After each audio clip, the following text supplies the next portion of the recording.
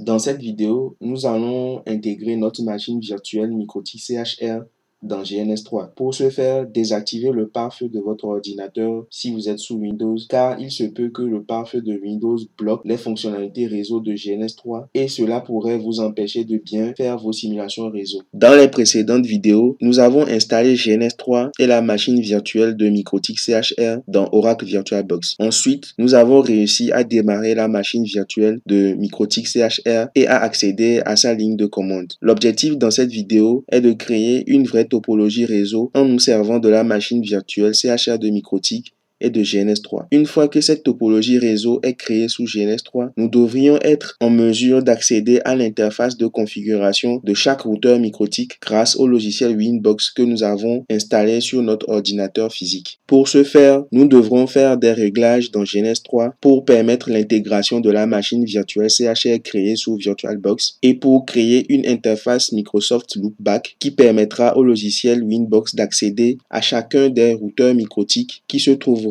sur notre topologie GNS3. Nous allons alors démarrer le logiciel GNS3 et passer au réglage. Une fois que le logiciel GNS3 est démarré, nous allons accéder au menu Edit, ensuite Préférences. Et dans Préférences, nous attendons un peu pour que GNS3 nous donne la main.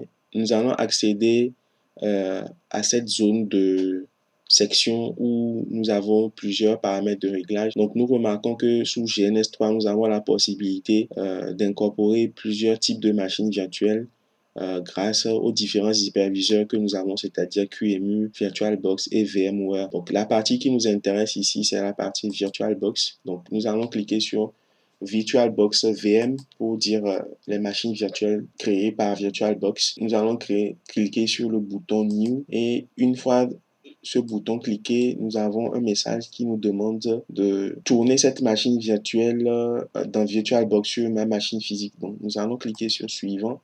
OK. Donc, là, nous avons GNS3 qui nous affiche la liste des machines virtuelles qui sont disponibles sur notre ordinateur. Ici, nous avons la machine virtuelle de GNS3 qui est affichée en premier, mais nous allons choisir plutôt la machine virtuelle CHR1 de MikroTik que nous avons créée précédemment. Donc, ensuite, nous allons cliquer sur Terminer pour ajouter cette machine virtuelle dans GNS3. Par défaut, voici les caractéristiques que cette machine virtuelle a. Son nom, c'est CHR1. Donc, son nom dans VirtualBox est CHR1. La taille de la mémoire RAM est 128 mégaoctets. OK? Et actuellement, cette machine a juste une seule interface réseau. Nous venons d'ajouter la machine virtuelle CHR de MikroTik dans GNS3. Il nous reste quelques réglages à faire sur cette machine virtuelle dans GNS3 car le nombre d'interfaces réseau est 1. Or, nous en avons besoin d'au moins 4 pour pouvoir faire nos topologies réseau. Donc, nous allons augmenter le nombre d'interfaces réseau à 5. Pour ce faire, nous allons cliquer sur le menu Edit et nous avons cette fenêtre de configuration de la machine virtuelle dans GNS3 qui s'ouvre à nous. Donc, nous avons le nom de la machine virtuelle, sa mémoire RAM. Nous allons cliquer sur la partie réseau et dans le champ Adapters, nous allons modifier cette valeur pour saisir la valeur 5 dedans. À présent, nous allons ajuster le format du nom des interfaces Ethernet parce que le format par défaut dans GNS3 pour les routeurs MikroTik est Ethernet 0. Cela veut dire que la toute première interface sur nos routeurs MikroTik sera nommée Ethernet 0. Or, à la ligne de commande, si nous devons faire des configurations, cette interface Ethernet 0 affichée par GNS3 correspondra à l'interface Ethernet 1 sur les routeurs MikroTik. Car officiellement sur les routeurs MikroTik, la toute première interface est nommée Ethernet 1, la deuxième Ethernet 2, ainsi de suite. Officiel de MikroTik. Donc pour ce faire, nous allons supprimer le 0 ici et saisir dans les accolades port 1 et nous allons faire OK. Une fois que ces réglages sont terminés, cliquons sur le bouton Appliquer pour sauvegarder ces configurations et cliquons sur le bouton OK pour sortir de cette fenêtre de réglage des paramètres VirtualBox dans GNS3. Donc, nous allons essayer de créer une nouvelle topologie et nous n'allons pas donner de titre pour le... nous allons donner par exemple comme titre TP MikroTik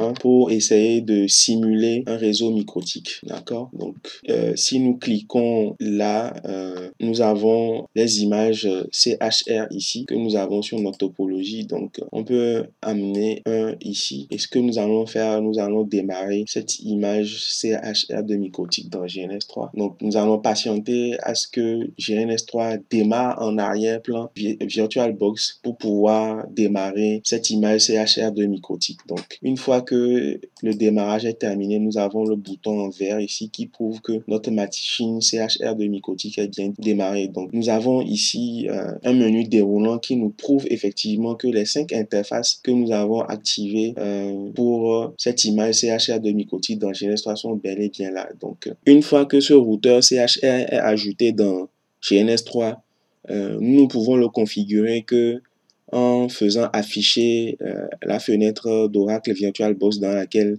cette instance de CHR est démarrée. Nous allons nous authentifier et nous allons essayer de vérifier si toutes les interfaces que nous avons ajoutées sont bel et bien là. Oui, nous avons effectivement les 5 interfaces de microtique qui sont bel et bien là à la ligne de commande de ce routeur. Donc, l'objectif pour nous après n'est pas de faire uniquement les configurations à la ligne de commande, mais d'être capable aussi de configurer ce routeur CHR qui est importé dans GNS3 à partir du logiciel Winbox de microtique que nous avons installé sur notre ordinateur. Le réglage que nous allons faire à présent sur notre machine physique permettra à ce que le logiciel Winbox que nous avons installé puisse être en mesure de communiquer avec le routeur microtique CHR qui est intégré dans GNS3 même s'il est virtualisé. En fait, ce réglage permettra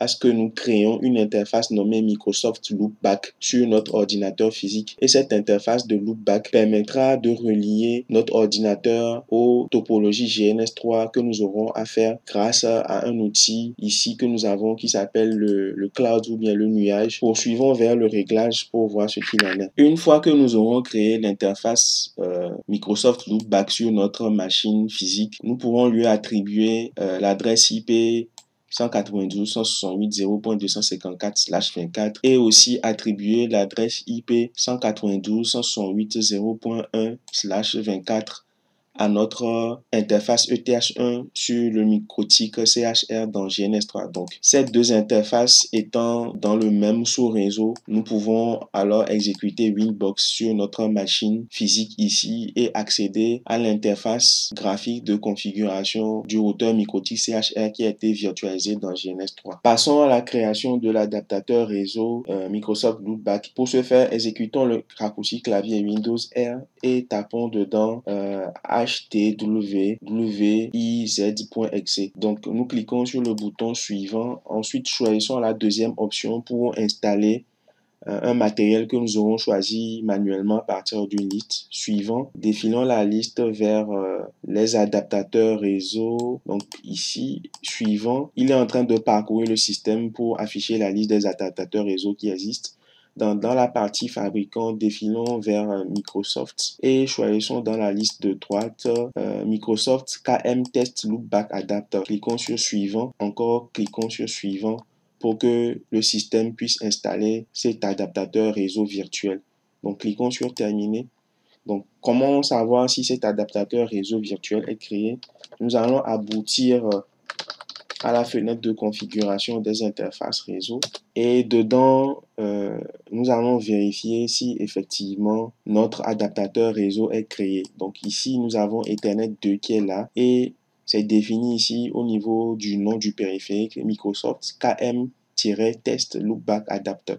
Donc ce que nous allons faire actuellement c'est d'attribuer une adresse IP à cette interface. Donc, nous allons lui attribuer l'adresse IP 192.168.0.254 et le masque en /24. Nous allons appliquer.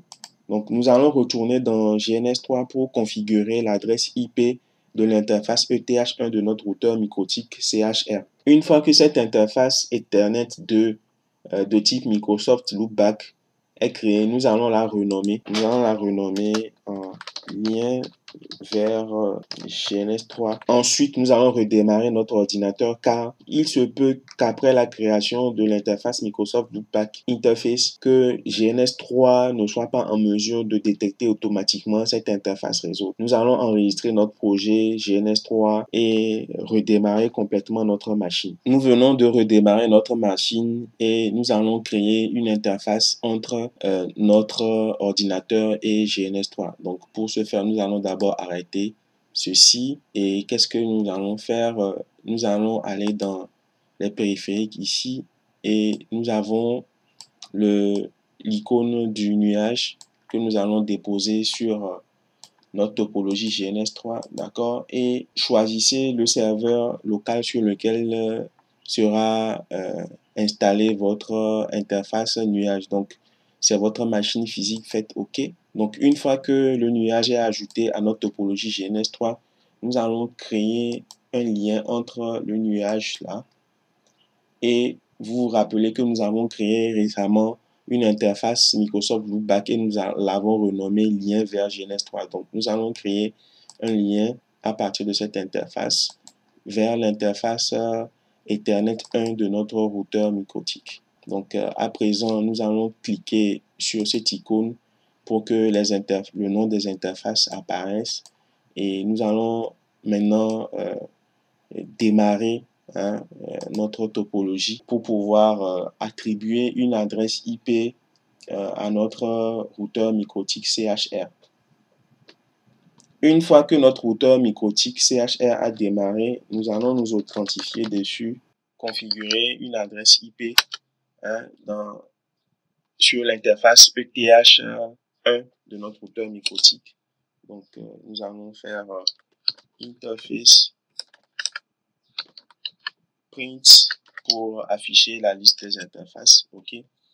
Donc, maintenant, nous allons attribuer une adresse IP à l'interface ETH1. Donc, IP address add adresse 192.168.0.1/24 et c'est sur l'interface Ethernet 1 et nous allons ajouter comme commentaire lien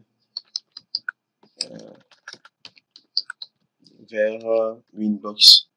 Lien vers Winbox comme commentaire. D'accord. Une fois que nous avons attribué cette adresse IP à l'interface ETH1, testons la connectivité entre la machine CHR de MikroTik et notre interface Microsoft Loopback qui a pour adresse IP 192.168.0.254. Donc, les pings passent. Donc, nous avons bien réussi la connexion avec MikroTik CHR. Une fois que l'interconnexion à la ligne de commande du routeur MikroTik nous a confirmé que la communication entre notre CHR et notre interface Microsoft Loopback fonctionne, nous avons démarré le logiciel Winbox pour voir si la communication entre le Winbox et notre routeur MikroTik CHR dans GNS3 va fonctionner. Donc, nous avons démarré Winbox et nous voyons dans la liste des routeurs qui sont disponibles, nous avons ici MikroTik 6.47.3 et le type de board c'est CHR. Donc, son adresse IP 192.168.0.1, effectivement, elle fonctionne. Donc, nous allons essayer de nous connecter sur son interface et voilà, ça marche. Nous avons accès à l'interface graphique de notre routeur MikroTik CHR. Nous pouvons vérifier les interfaces qui sont là et les adresses IP que nous avons configurées précédemment.